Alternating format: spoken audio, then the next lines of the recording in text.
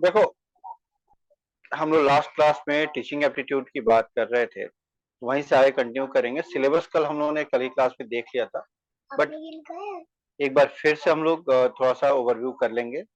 5 minute लगेगा हमें देख लेने में क्या क्या है, और फिर हम आगे बढ़ेंगे, ठीक है। तो टीचिंग में क्या क्या है, उसका कंसेप्ट क्या है, उसका ऑब्जेक्टिव्स क्या क्या है, लेवल ऑफ टीचिंग क्या क्या है, मेमोरी, अंडरस्टैंडिंग, रिफ्लेक्टिव लेवल क्या क्या होता है, ठीक है। उसके बाद लर्नर्स कैरेक्टरिस्टिक क्या क्या होते हैं, characteristics of adolescent and adult learners क्या क्या होते हैं। अब इस कारण से जो ना एडोलेसेंट लर्नर का कैरेक्टरिस्टिक आ गया है, इस कारण से कई बार छोटे बच्चों के ऊपर भी क्वेश्चन पूछे जा रहे हैं जो पहले नहीं पूछे जाते थे। ये ध्यान में रखिएगा। यानी अब जो स्कूल की टीचिंग होती है, स्कूल टीचिंग होती है, उससे रिलेटेड क्वेश्चन ही पूछे जा रहे हैं जो पहले सिलेबस का पार्ट हमारा नहीं था। तो एकेडमिक कैरेक्टरिस्टिक क्या क्या होते हैं, सोशल कैरेक्टरिस्टिक क्या क्या होते हैं, इमोशनल कैरेक्टरिस्टिक क्या क्या होते हैं, कॉग्निटिव कैरेक्टरिस्टिक क्या क्या होते हैं। कॉग्निटिव का मतलब पता है आप लोगों को? आपकी समझ से संबंधित है। उसके बाद इंडिविजुअल डिफरेंस। आप सब जानते हैं कोई भी दो व्यक्ति एक जैसा नहीं होता है, कोई भी दो लोग कभी एक जैसे नहीं होते हैं, ठीक है। तो इसी चीज को हम इंडिविजुअल डिफरेंस कहते हैं। इंडिविजुअल डिफरेंस के कई सारे कारण होते हैं, उन कारणों को हम आगे देखेंगे कि क्या क्या कारण होते हैं, क्या क्या रीजंस होते हैं। फिर कौन कौन से ऐसे फैक्टर होते हैं जो टीचिंग को अफेक्ट करते हैं। टीचर के एंड पे क्या क्या फैक्टर्स होते हैं, लर्नर के एंड पे क्या क्या फैक्टर्स होते हैं, सपोर्ट मटेरियल के एंड पे क्या क्या फैक्टर होते हैं। एक एग्जांपल देता हूँ। मान लो बीइंग अ टीचर मेरी तबीयत ठीक नहीं है, तो क्या मैं ठीक से सब्जेक्ट मैटर को डिलीवर कर पाऊंगा? नहीं कर पाऊंगा। और ऐसी स्थिति में क्या हमारी टीचिंग कंप्लीट हो पाएगी? नहीं होगी। तो हेल्थ भी एक बहुत बड़ा फैक्टर हो सकता है टीचर के एंड पे। वैसे स्टूडेंट के एंड पे अगर आपका इंटरेस्ट नहीं है टॉपिक में, तो हम मैं चाहे कितना भी अच्छा पढ़ा लो, आप उस चीज को गेन नहीं कर पाओगे, उस चीज को ग्रैप्स नहीं कर पाओगे, उस चीज को आप ठीक से समझ नहीं पाओगे। क्यों? क्योंकि उस चीज में आपका इंटरेस्ट नहीं है। तो ये भी एक बहुत बड़ा फैक्टर होता है कि स्टूडेंट का इंटरेस्ट है या नहीं है टॉपिक में। सपोर्ट मटेरियल, तो जो सपोर्ट मटेरियल है उसकी क्वालिटी क्या है, ये भी एक बहुत बड़ा फैक्टर होता है, ठीक है। इंस्ट्रक्शनल फैसिलिटीज, जो इंस्ट्रक्शनल फैसिलिटीज हैं, हम कहाँ पे पढ़ा रहे हैं, क्या क्या फैसिलिटीज हमारे पास उपलब्ध हैं, ये सब चीजें भी बहुत बड़ा फैक्टर होती हैं। उसके बाद से लर्निंग इन्वायरमेंट, कहाँ पे जिस जगह पे पढ़ाई हो रही है वहाँ का इन्वायरमेंट कैसा है, ठीक है। और जो इंस्टीट्यूशन है वह कैसा है। इन सब चीजों का असर कहीं ना कहीं टीचिंग के ऊपर होता है, ठीक है। इससे थोड़ा सा और आगे चलते हैं और देखते हैं क्या क्या हमारे पास। उसके बाद सिलेबस में अगली चीज आती है हमारे पास, methods of teaching in institutions of higher learning, teacher centred versus learner centred method. तो टीचर सेंटर्ड मेथड कौन कौन से होते हैं, लर्नर सेंटर्ड मेथड कौन कौन से होते हैं, कौन से ऐसे मेथड होते हैं जो बैलेंस होते हैं, ठीक है। इन सब की चर्चा हम लोग करेंगे। Offline versus online method. अब देखो आज की डेट में ऑनलाइन टीचिंग कितनी इंपॉर्टेंट हो गई है, तो वह कौन कौन से ऑनलाइन मेथड है पढ़ाने के, कौन कौन से ऑफलाइन मेथड है। जैसे आप लोगों ने एनपीटीईएल का नाम सुना होगा, या आप लोगों ने स्वयं है हमारे सामने लिखा हुआ है, स्वयं प्रभा है, मूक है। स्वयं क्या है? स्वयं प्रभा जो है टीवी चैनल का ग्रुप है। अगर आप लोग दूरदर्शन देखते हो तो आपने देखा होगा कि यूजीसी सीईसी के कोर्सेज दूरदर्शन पे चलते हैं। तो इस तरह की जो डिफरेंट चीजें हैं, ठीक है, उनकी बात करनी है, उन सब चीजों की बात होगी। फिर टीचिंग सपोर्ट सिस्टम जो है, जिसे हम टीचिंग एड कहते हैं, तो टीचिंग सपोर्ट सिस्टम कौन कौन से हैं, ट्रेडिशनल सिस्टम में क्या क्या आता है, जैसे व्हाइट बोर्ड हो गया। अच्छा, बुक जो है वह टीचिंग एड में आएगा नहीं आएगा? टेक्स्ट बुक, टेक्स्ट बुक हमारा टीचिंग एड का पार्ट होगा या नहीं होगा? सोचो, थिंक अबाउट इट। होगा सर, होगा। बताइए। नहीं, टेक्स्ट बुक जो है टीचिंग एड का पार्ट नहीं होता है। टेक्स्ट बुक जो है लर्निंग एड है, टेक्स्ट बुक टीचिंग एड नहीं है। टीचिंग एड में क्या आएगा? White board, black board, marker, chalk, duster, ये सब चीजें किसका पार्ट हो जाती है? माइक, माइक्रोफोन, ठीक है, कंप्यूटर्स, ये सब किसके पार्ट हो जाते हैं? ये सब के सब टीचिंग एड के पार्ट हो जाते हैं। फिर ऐसे ही जो मॉडर्न सिस्टम्स हैं, जैसे विवेरियम है, इस तरह की जो चीजें, जो नई चीजें डेवलप हुई हैं, जो आईसीटी बेस्ड सिस्टम है उसकी बात आती है, ठीक है। एक्वेरियम है, विवेरियम है, ये सब टीचिंग एड में आता है, ठीक है। एक्सकर्शन है, तो जो आपके लर्निंग टूर्स होते हैं, ये सब के सब टीचिंग एड के पार्ट हो जाते हैं, ठीक है। तो इन सब चीजों के बारे में जानना है। उसके बाद इवेल्यूशन सिस्टम आता है, कौन कौन से इवेल्यूशन सिस्टम होता है, ठीक है, इवेल्यूशन कितने तरह का होता है, किस इवेल्यूशन का क्या कैरेक्टरिस्टिक होता है, इसके बारे में जानना। इंपॉर्टेंट यह है कि इवेल्यूशन पे एक क्वेश्चन आना लगभग कंपलसरी है, इवेल्यूशन पे एक क्वेश्चन आना लगभग कंपलसरी, एक क्वेश्चन उस पर रहेगा ही रहेगा, ठीक है। टीचिंग मेथड्स पे एक क्वेश्चन लगभग हमेशा ही होता है। ये कुछ ऐसे टॉपिक है जहां से हमेशा क्वेश्चंस आते हैं, ठीक है। तो ये सिलेबस है हमारा। सबसे सिलेबस में जो सबसे पहली चीज है वो कंसेप्ट ऑफ टीचिंग। टीचिंग के कौन कौन से कंसेप्ट होते हैं, सबसे पहले हम यहाँ से स्टार्ट करते हैं। तो टीचिंग के कौन कौन से कंसेप्ट होते हैं, देखो टीचिंग के कॉन्सेप्ट को लेके बहुत सारे व्यूज हैं, बहुत सारे आइडियाज हैं, बट हम कह सकते हैं टीचिंग के दो बेसिक कंसेप्ट हैं, एक ट्रेडिशनल कंसेप्ट है और एक मॉडर्न कंसेप्ट है। तो ट्रेडिशनल या जो पारंपरिक कंसेप्ट है वो किससे संबंधित है। अब ट्रेडिशन का मतलब हजारों साल पुराना नहीं हुआ यहाँ, ट्रेडिशन का मतलब यह हुआ कि जिस समय यह जो टीचिंग का पूरा सिस्टम है वो जिस टाइम पे डेवलप होता है यूरोप में। एक्चुअली यह टीचिंग का जो सिस्टम डेवलप हुआ है फ्रांस से डेवलप होना स्टार्ट हुआ, फिर वहां से पूरे यूरोप में फैला और फिर ब्रिटिश सिस्टम के साथ वो भारत में आता है। तो ये सिस्टम, इस चीज को जो फ्रांस में डेवलप हुआ उसका से पूरे यूरोप में फैला, फिर भारत में आया, जो आज ही भारत में चल रहा है, ये हमारा पारंपरिक सिस्टम है, ट्रेडिशनल सिस्टम है। दूसरा है मॉडर्न कंसेप्ट। मॉडर्न कंसेप्ट यह कहता है कि जो टीचिंग होनी चाहिए वो स्टूडेंट सेंट्रिक होनी चाहिए, खैर उस पर भी आएंगे। अब यहाँ पर जो हमारा ट्रेडिशनल कंसेप्ट है यह टीचर सेंट्रिक टीचिंग की बात करता है, यानी वहां पर टीचर ही सब कुछ होता है, सर्वे सर्वा जो होता है वो टीचर होता है, सारी जिम्मेदारी टीचर की होती है, टीचर को ही पढ़ाना होता है। तो टीचर वहां पर पढ़ाने का जो पूरा सिस्टम होता है अपने अनुसार तय करता है उसे कैसे सब्जेक्ट मैटर को डिलीवर करना है। तो नॉर्मली टीचर दो तरीके अपनाते हैं।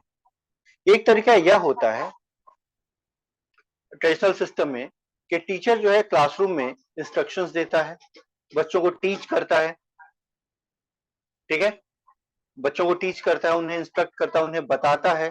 एक तरीका यह हो जाता है, जैसे मैं अभी क्लास में कर रहा हूं, अगर मैं इसे एक नॉर्मल क्लासरूम मान ले तो। दूसरा तरीका ये होता है, दूसरा तरीका ये होता है हमारे पास कि वहां पर जो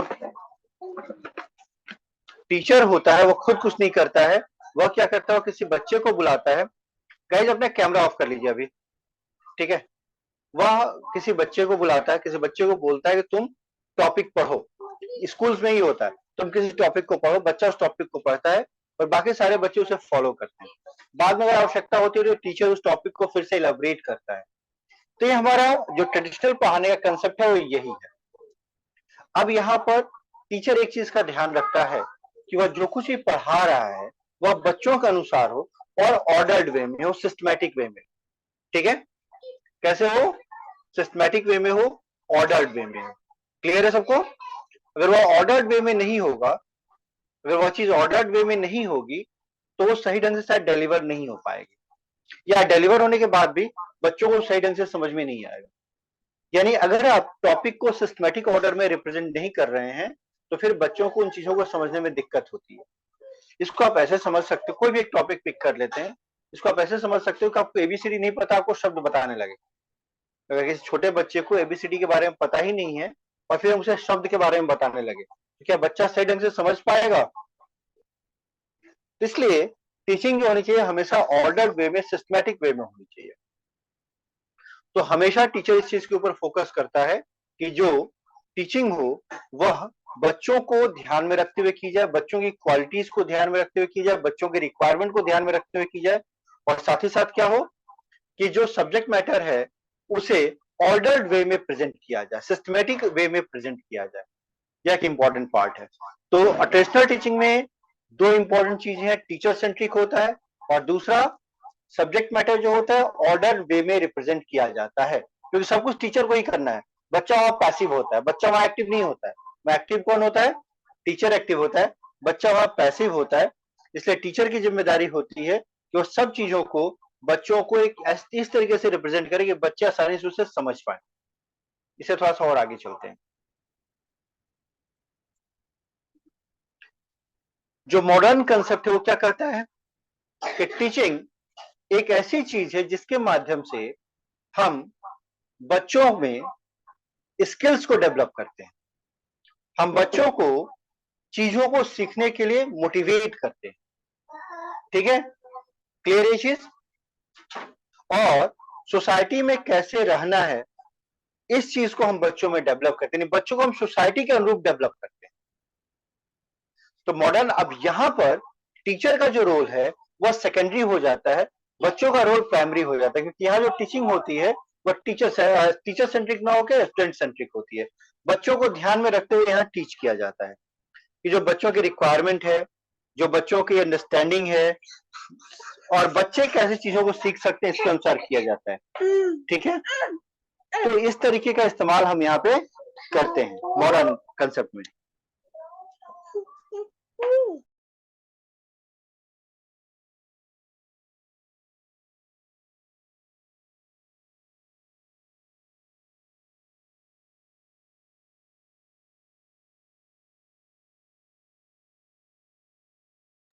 ठीक है guys?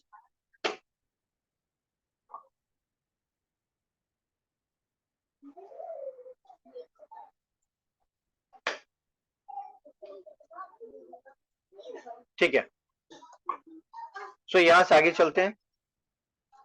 तो ध्यान रखिएगा कि यह दो बेसिक कंसेप्ट हैं, एक हमारा ट्रेडिशनल कंसेप्ट है, दूसरा क्या है हमारा मॉडर्न कंसेप्ट है, ठीक है। कंसेप्ट ऑफ टीचिंग को लेके अलग अलग जो एक्सपर्ट्स हैं उन्होंने अलग अलग व्यू दिया है, ठीक है, बट सबका बेसिक मतलब एक ही है कि टीचिंग एक ऐसी चीज है जिसके माध्यम से हम बच्चों में लर्निंग को डेवलप करते हैं, समझ को विकसित करते हैं, यानी उनकी मेंटल एबिलिटीज को बढ़ाया जाता है। बेसिक डिफरेंस, बेसिक चीज यही हर एक डेफिनेशन में हर एक जगह पे बताई जाती है। अब यहाँ पे एक इंपॉर्टेंट चीज यह है कि जब हम कंसेप्ट ऑफ टीचिंग की बात करते हैं तो हमारे पास कुछ चीजें और भी आती हैं जिसका हमें थोड़ा सा ध्यान रखना होता है। अब देखो, एक बहुत जरूरी चीज ये है कि जब हम बात कर रहे हैं तो अब किसी भी देश का जो विकास होता है, ठीक है, किसी भी देश का जो विकास होता है, किसी भी देश का जो डेवलपमेंट होता है, वह उस देश के मानव संसाधनों के विकास के ऊपर निर्भर करता है, ठीक है, और किसी भी देश के मानव संसाधनों का विकास उस देश के शिक्षा के ऊपर निर्भर करता है, ठीक है, ये चीज तो क्लियर हुई सबको, ठीक है। अब जो हमारी नई शिक्षा नीति है 2020 की, उस नई शिक्षा नीति में बहुत सी इंपॉर्टेंट चीजें हैं। अगर आप ध्यान दोगे तो यह तीसरी पॉलिसी है,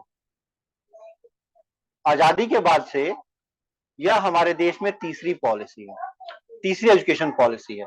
जो सबसे पहली एजुकेशन पॉलिसी आई थी वो आई थी 1960s में, ठीक है, जो दूसरी एजुकेशन पॉलिसी आई वो 1986 में आई, और तीसरी कब आई है, 2020 में आई, ठीक है, ये चीज क्लियर है।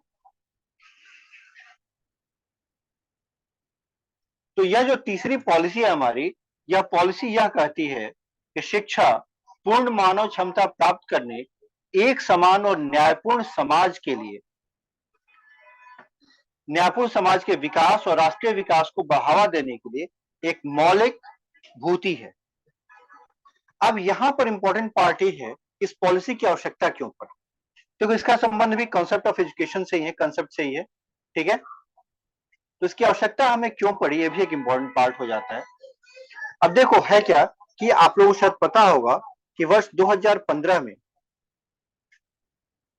भारत ने सस्टेनेबल डेवलपमेंट गोल्स एसडीजी को अप्रूव किया था, उसे एक्सेप्ट किया था। तो एसडीजी 4 जो है उसका संबंध एजुकेशन से है। एसडीजी 4 का संबंध किससे है, एजुकेशन से है, शिक्षा से, ठीक है। इसमें एसडीजी 4 यह कहता है कि हमें समावेशी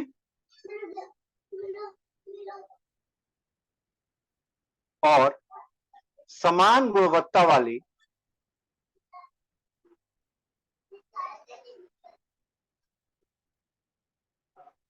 शिक्षा सभी को उपलब्ध करानी है, शिक्षा सुनिश्चित करनी है।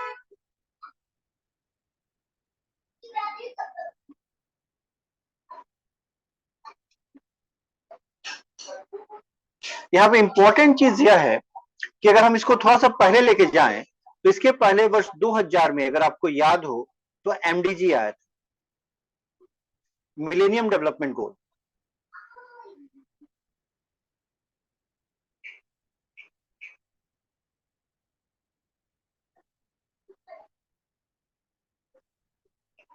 मिलेनियम डेवलपमेंट गोल्स, तो मिलेनियम डेवलपमेंट गोल्स में भी शिक्षा की बात थी और उसमें भी सभी के लिए शिक्षा की बात थी। और इसी को ध्यान में रखते हुए अगर आपको याद हो तो सन 2002 में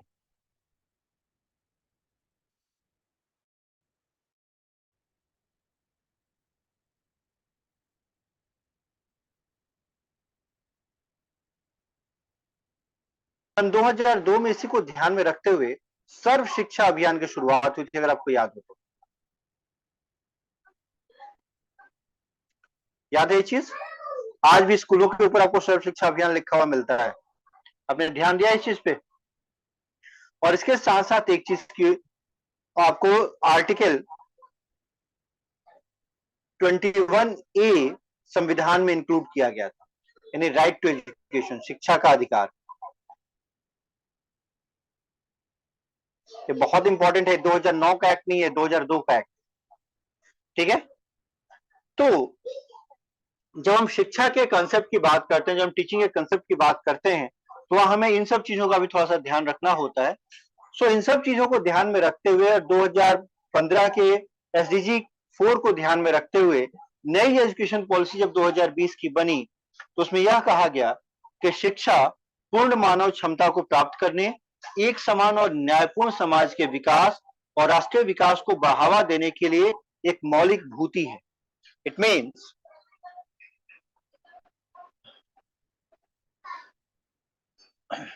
education is a fundamental for achieving full human potential, developing an equitable and just society and promoting national development. ठीक है, और इसी को ध्यान में रखते हुए अब हमें अपने इस पूरे टॉपिक को कवर अप करना होगा। ठीक है, अब कोई भी व्यक्ति जो होता है, कोई भी बच्चा जो होता है, उसे कहां कहां से शिक्षा मिलती है? तो उसे शिक्षा 3 जगहों से मिलती है। पहला होता है परिवार। सबसे पहले शिक्षा कहां से मिलती है? फैमिली से। दूसरा विद्यालय, स्कूल, कॉलेज। तीसरा समाज।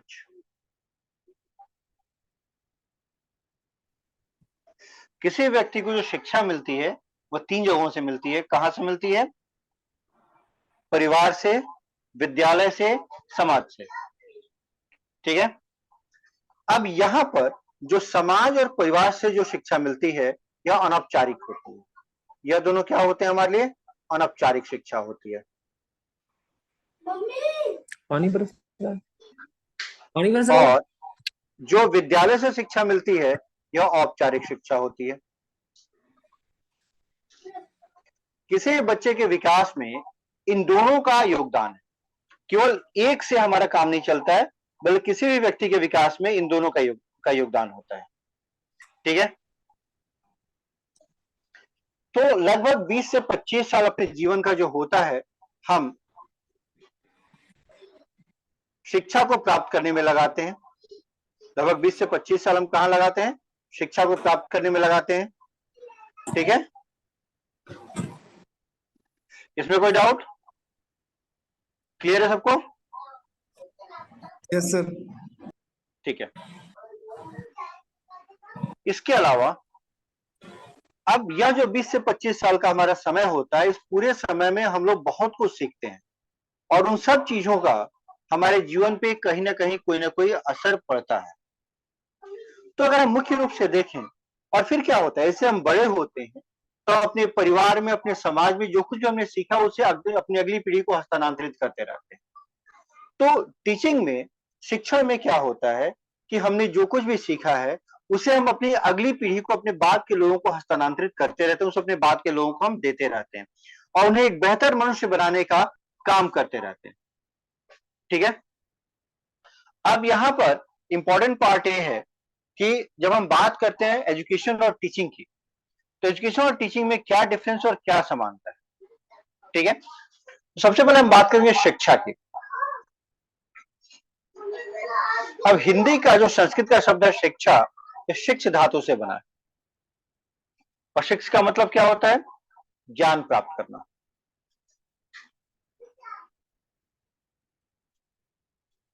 तो शिक्षा का मूल अर्थ क्या हो गया? ज्ञान प्राप्त करना। और शिक्षा का मूल अर्थ क्या हुआ?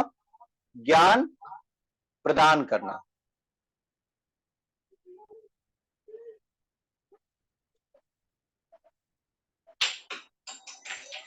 शिक्षा का मूल अर्थ क्या हो जाएगा हमारे लिए? ज्ञान प्रदान करना। ठीक है, तो शिक्षा हमें इस योग्य बनाती है कि हम अपने वातावरण में एडजस्ट हो सकें, अपने समाज में एडजस्ट हो सकें, और अपनी क्षमताओं और योग्यताओं का पूर्ण विकास कर सकें। ठीक है, अब हम बात करेंगे शिक्षा का उद्देश्य क्या होता है। तो शिक्षा के उद्देश्य के लिए जब हम आएंगे, एक बहुत इंपॉर्टेंट पार्ट हमारे पास होता है कि टीचिंग का मेन ऑब्जेक्टिव क्या होता है। टीचिंग का मेन ऑब्जेक्टिव क्या होता है? ठीक है, तो टीचिंग का मेन ऑब्जेक्टिव होता है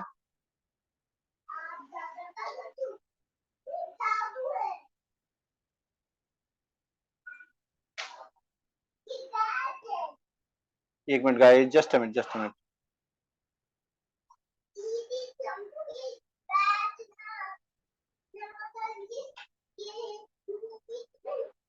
ठीक है, सो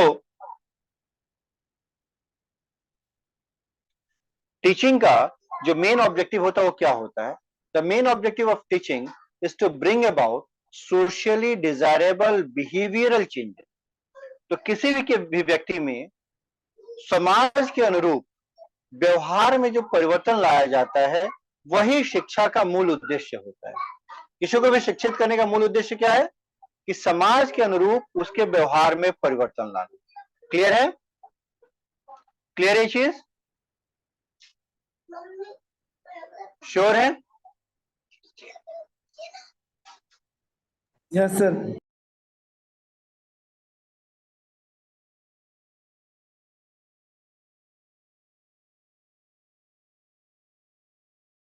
माशा बाबू, ठीक है। सो शिक्षा का मूल उद्देश्य क्या है?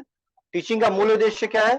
टीचिंग का नहीं, शिक्षा का मूल उद्देश्य यह है किसी भी व्यक्ति के व्यवहार में समाज के अनुरूप, समाज के लिए उपयोगी परिवर्तन करना। ठीक है, अब शिक्षा को, या अगर मैं कहूं कि शिक्षा को अलग अलग लोगों ने अलग अलग तरीके से डिफाइन किया है। आइए देखते हैं कि सबसे पहले हम बात करेंगे शिक्षा की। तो शिक्षा को लोगों ने कैसे कैसे डिफाइन किया हुआ है। तो शिक्षा को अलग अलग लोगों ने अलग अलग तरीके से डिफाइन किया है। जैसे अरस्तु यह कहते हैं,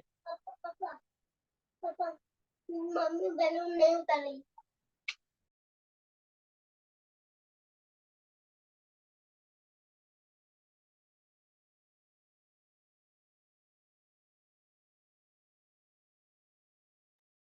तो शिक्षा को अलग अलग लोगों ने अलग अलग तरीके से डिफाइन किया है। जैसे अरस्तु कहते हैं शिक्षा को लेकर कि एक स्वस्थ शरीर में स्वस्थ मस्तिष्क के निर्माण की प्रक्रिया जो है वो शिक्षा है।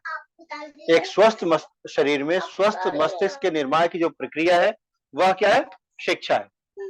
क्लियर है? इसमें कोई डाउट? No sir. इसमें कोई डाउट? ठीक है, ऐसे ही so Aristotle defines the education as the Aristotle defines the education as the बच्चा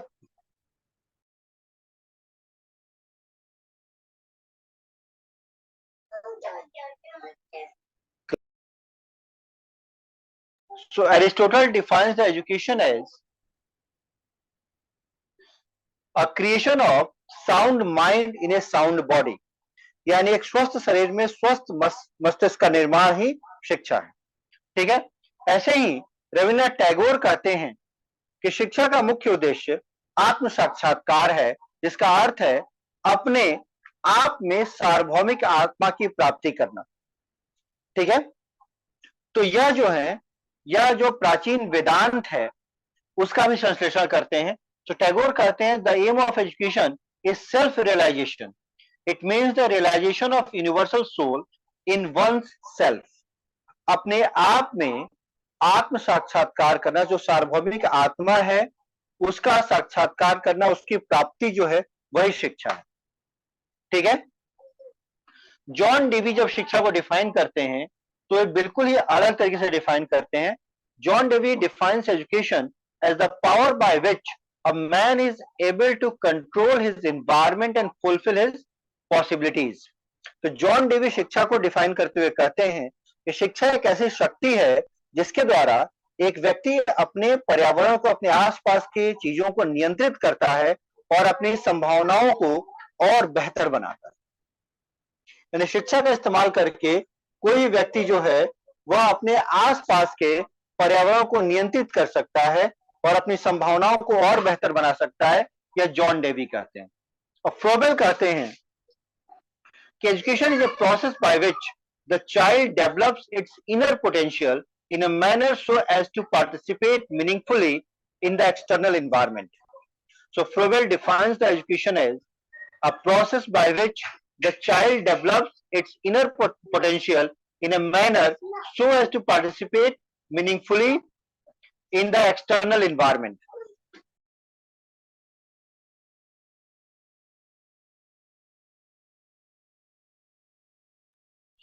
तो फ्रोबेल शिक्षा को डिफाइन करते हुए कहते हैं कि शिक्षा एक ऐसी प्रक्रिया है जिसके द्वारा कोई भी बच्चा अपनी आंतरिक क्षमता को इस तरह से विकसित करता है कि वह बाहरी वातावरण में सार्थक रूप से पार्टिसिपेट कर सके। क्लियर है?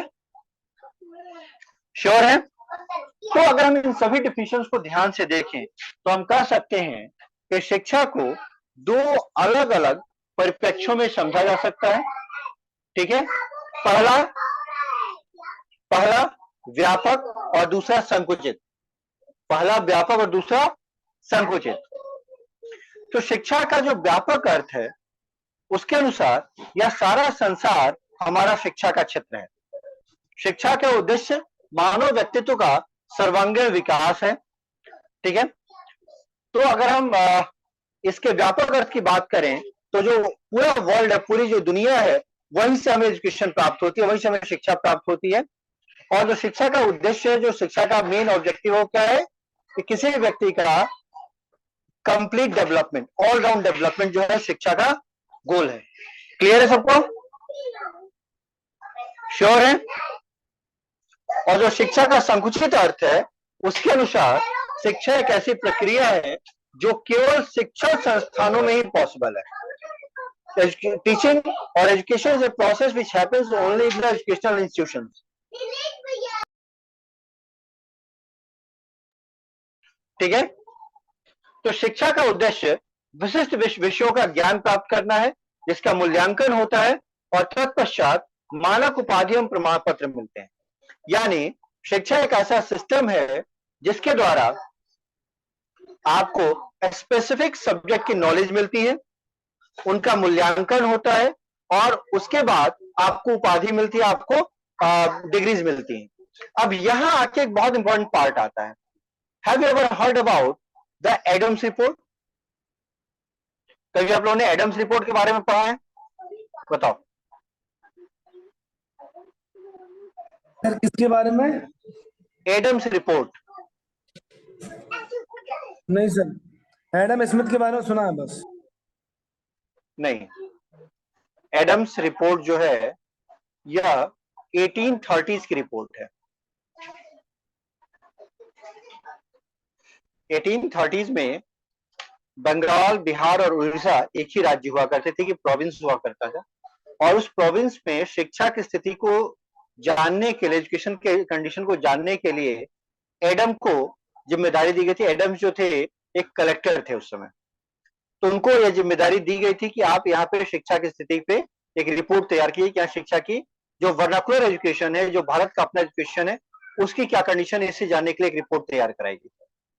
वो रिपोर्ट जब सामने आई तो उस रिपोर्ट को बहुत बड़े पैमाने पे खारिज कर दिया गया और उस रिपोर्ट को आज भी खारिज किया जाता है। आज उस रिपोर्ट को एक्सेप्ट नहीं किया जाता। भारत के बहुत बड़े वर्ग के द्वारा, भारत में बहुत सारे जो एक्सपर्ट्स हैं उस रिपोर्ट को एक्सेप्ट नहीं करते हैं। ठीक है, उनका ये मानना है कि जो रिपोर्ट है या जिस तरह के इंस्टीट्यूशन की बात करते हैं उसे हम शिक्षा नहीं कर सकते, उसे हम एजुकेशनल इंस्टीट्यूशन नहीं कर सकते। क्यों? क्योंकि वह एजुकेशन के संकुचित जो संकुचित परिप्रेक्ष्य है उसे मानते हैं। यानी शिक्षा वो उन्हीं चीज को शिक्षा मानते हैं। एडम्स रिपोर्ट यह कहती है कि लगभग हर जिले में 100 के आसपास एजुकेशनल हायर एजुकेशन के एजुकेशनल इंस्टीट्यूशंस हैं। हर गांव में कम से कम एक स्कूल है। ज्यादातर जो स्कूल है वो संस्कृत विद्यालय हैं। इसके अलावा फारसी विद्यालय भी हैं। स्कूल जो हैं वह मंदिरों से जुड़े हुए हैं। लोगों के घरों में भी स्कूल चल रहे हैं, बट स्कूल मंदिरों से भी जुड़े हुए हैं। स्कूलों में हर जाति के शिक्षक हैं, यानी कहीं कोई जाति भेद है ही नहीं। यहां तक कि चांडाल जाति के शिक्षक भी हैं। उस रिपोर्ट में इसका भी जिक्र आता है। चांडाल जाति के छात्र भी हैं, और जिन्हें हम विप्र कहते हैं उनकी संख्या किसी भी स्कूल में 40% से अधिक नहीं है। बल्कि कई स्कूलों में उनकी संख्या जो है वह मुश्किल से 10 से 15%। तो स्कूल मंदिरों से जुड़े हुए हैं। चांडाल जाति के लोग भी वह शिक्षक बन रहे हैं, चांडाल जाति के छात्र भी हैं। तो इसका मतलब क्या है? समाज में किसी भी तरह का कोई छुआछूत उस टाइम पे नहीं था। इसका तो बेसिक मीनिंग चंडाल यही है। मतलब? चांडाल जो है, अगर आप देखोगे ना तो बिहार वगैरह में जो जातियों की हिरार्की है, ठीक है, उस हिरार्की में जो पहले हिरार्की हुआ करती थी, अब तो खैर ऐसा नहीं है, उस हिरार्की में उन्हें सबसे नीचे माना जाता था। ठीक है, उन्हें सबसे नीचे उस हिरार्की में लोग रखते थे। अब तो खैर ऐसा नहीं है, बट पहले के टाइम पे तो जब मतलब छुआछूत की जब हम बात करते हैं तो वहां पे बात होती है कि उस हिरार्की में वो सबसे नीचे आते हैं। तो उस जाति के लोग भी शिक्षक बन रहे हैं, तो कैसे? उनके पास भी एजुकेशन है तभी ना। एजुकेशन का मीडियम क्या है? फारसी है या फिर संस्कृत है, तो उनको भी संस्कृत की शिक्षा मिल रही है। खैर, ये समझाने का कारण, ये मुद्दा उठाने का कारण ये था कि एडम्स रिपोर्ट को जिस आधार पे खारिज किया जाता है वह आधार क्या है कि हम केवल उसी चीज को एजुकेशनल को, केवल उसी इंस्टीट्यूशन को एजुकेशनल इंस्टीट्यूशन मानेंगे जो जहां पर एक सर्टेन करिकुलम फॉलो होता होगा, जहां पर एक निश्चित पाठ्यक्रम होगा, एक सर्टेन करिकुलम होगा, एक सर्टेन टाइम फ्रेम होगा, वहां पर स्पेसिफिक सब्जेक्ट पढ़ाए जाते होंगे, जहां पर उनका असेसमेंट होता होगा, उनका मूल्यांकन होता होगा, और उसके बाद बच्चों के क्वालिफाई करने पे डिग्री मिलती होगी। तो उन्होंने कहा कि एडम्स ने उन स्कूलों में इस तरह किसी भी व्यवस्था का जिक्र नहीं किया है, इसलिए हम इन्हें स्कूल नहीं मानेंगे, और इस आधार पर उनकी इस रिपोर्ट को खारिज कर दिया गया।